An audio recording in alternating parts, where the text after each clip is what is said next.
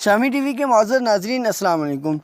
آج میں بنگلہ دیش کی پاکستان سے علیحدگی کے بارے میں بیان کروں گا کہ یہ کن وجوہات کی بنا پر ہوئی اور یہ واقعہ کب پیش آیا۔ مزید ویڈیو شروع کرنے سے پہلے اگر آپ میرے چینل پہ نئے ہیں تو میرا چینل سبسکرائب کریں تاکہ ہر نئی آنے والی ویڈیو آپ تک پہنچ سکے۔ بنگال کا مشرقی حصہ 1947 عیسوی کی تقسیم ہند کے وقت پاکستان کا حصہ بنا اور مشرقی پاکستان کھلایا۔ پاکستان کے ان دونوں حصوں کے درمیان 1600 کلومیٹر کا فاصلہ تھا۔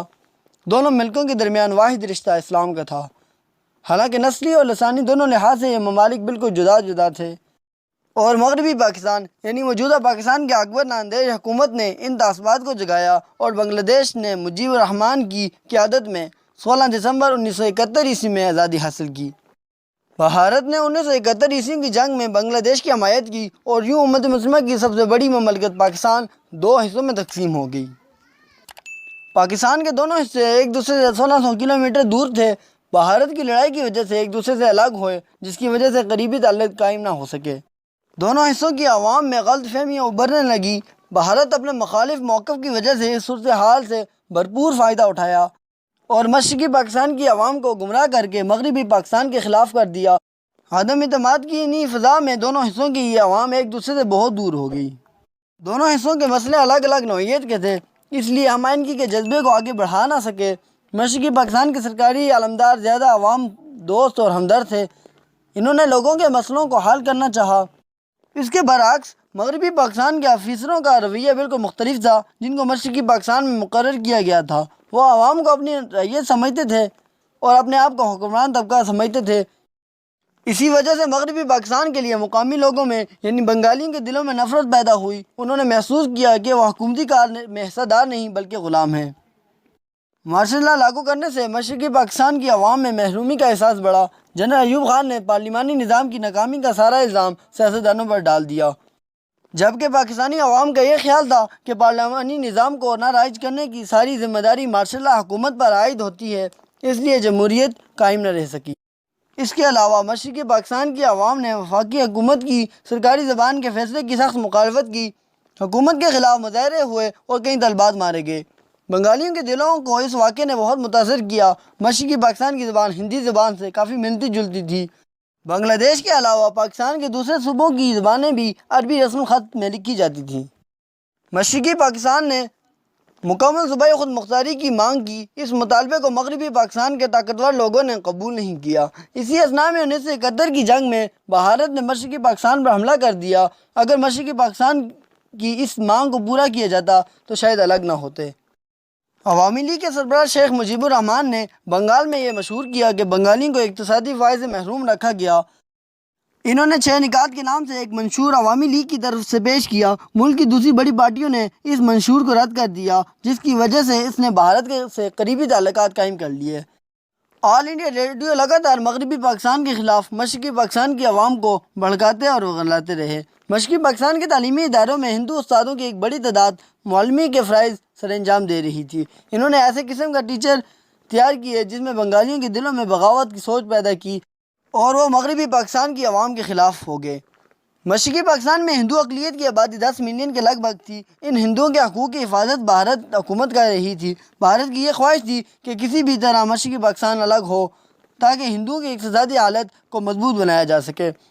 چنانچہ ان ہندوؤں نے بھارت کی جانب سے جاسوسی کرنا شروع کی۔ سوویت یونین کی حکومت بھی پاکستان کے خلاف تھی، اس لیے کہ پاکستان نے امریکہ کو ملک میں فوجی اڈے قائم کرنے کی اجازت دی تھی۔ دوسری طرف امریکہ بھی مشرقی پاکستان کو الگ کرنا چاہتے تھے۔ اس صورتحال میں سوویت یونین نے پاکستان کے خلاف بھارت کی کھلی حمایت کی۔ 1970 عیسوی کے عام انتخابات میں شیخ مجیب الرحمان نے مشرقی پاکستان میں واضح اکثریت حاصل کر لی۔ انتخابات میں اکثریت حاصل کرنے کے بعد شیخ مجیب الرحمان اپنے مطالبات میں اضافہ کرنے چلے گئے، جن کو پاکستان کے حکمرانوں نے رد کر دیا۔ عام انتخابات کے بعد پاکستان میں امن و امان کی صورتحال بہت خراب ہوگی۔ اس وقت کی فوجی حکومت نے مسئلے کا سیاسی حل ڈھونڈنے کے بجائے عوامی لیگ کے خلاف فوجی ایکشن لینے کا فیصلہ کیا۔ عوامی لیگ کو غیر قانونی پارٹی قرار دیا گیا اور عوامی لیگ کی سیاسی سرگرمیوں پر پابندی لگا دی۔ اس قدم نے جیسے آگ کو ہوا دے دی ہو، جن سے بنگالیوں میں شدید حقارت کا جذبہ پیدا ہوا اور انہوں نے مسلح جدوجہد کا آغاز کیا۔ یہ پاکستانی فوج کا ڈھاکہ میں تاریخی شکست کا دن تھا، جس دن پر پاکستانی فوج نے بنگلہ دیش میں 30 لاکھ بنگالیوں کا قتل عام کیا، اور اتنے بڑے سانے کے بعد ہندوستانی فوج بنگلہ دیش میں بنگالیوں کی مدد کے لیے آ گئی، جس کے سامنے 2.5 لاکھ پاکستانی فوجیوں نے سرنڈر کر کے اپنے ہتھیار ڈال دیے۔ فوجی ایکشن کی وجہ سے عوامی لیگ کے سربراہ اور کتنے ہی بنگالی بھارت کی طرف بھاگ گئے۔ بھارت کو پاکستان کے اندرونی مسئلوں میں دخل اندازی کرنے کی وجہ مل گئی۔ بھارت نے دنیا کو گمراہ کرنے کے لیے منفی پروپیگنڈا مہم چلائی اور کہا کہ لاکھوں بنگالی مہاجروں کے آنے کی وجہ سے بھارتی سلامتی کو خطرہ ہو گیا ہے۔ مشرقی پاکستان میں لیے ہوئے قدم کو بھارت نے پہلا جنگی عمل قرار دے دیا۔ شیخ مجیب الرحمان نے مکتی بانی کے نام سے ایک نیم فوجی تنظیم قائم کی تھی، جس نے پاکستانی فوج کے خلاف گوریلا جنگ شروع کی، جن کی حمایت میں بھارت نے بھی پاکستانی فوجیوں پر حملہ کرنا شروع کیا۔ 3 دسمبر 1971 سے بھارت اور پاکستان کے بیچ باقاعدہ جنگ شروع ہوئی۔ مغربی پاکستان پر کسی بھی طرح کا بڑا حملہ کرنے کے سوا جنگ بندی عمل میں آئی۔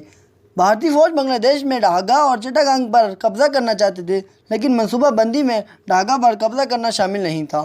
انہوں نے سوچا جنگ جیتنا چاہتے ہیں تو ڈھاکہ پر قبضہ کرنا ضروری ہے، کیونکہ اس کی اہمیت یہ ہے کہ یہ مشرقی پاکستان کا جغرافی دل بھی ہے۔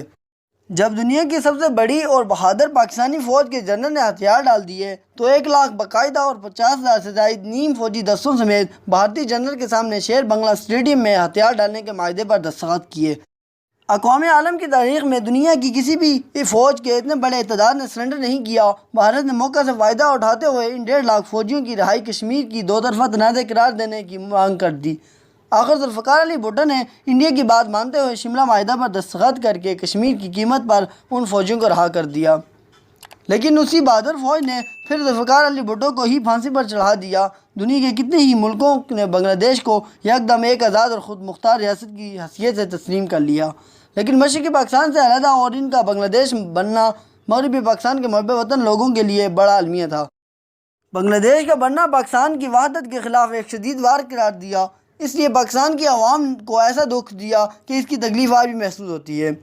دوسری اسلامی سربراہی کانفرنس 22 سے 24 فروری 1974 میں لاہور کے شہر میں منعقد ہوئی، جس میں 40 مسلم ممالک کے وفد نے شرکت کی۔ پاکستان کے لیے وہی عام واقعہ تھا جب بڑے اسلامی ملکوں کے سربراہ نے حصہ لیا۔ سربراہی کانفرنس میں مسلم دنیا کے درپیش کتنے ہی مسئلے زیر غور آئے اور اخوت اور بھائی چارے کو محسوس کرتے ہوئے بنگلہ دیش کو اس سربراہی کانفرنس میں مدعو کیا گیا۔ پاکستان نے بنگلہ دیش کو ایک آزاد ملک کی حیثیت سے تسلیم کیا اور شیخ مجیب الرحمان کی شاندار ضیافت کی۔ مزید معلوماتی ویڈیو دیکھنے کے لیے اپنے چینل شامی ٹی وی کو سبسکرائب کریں۔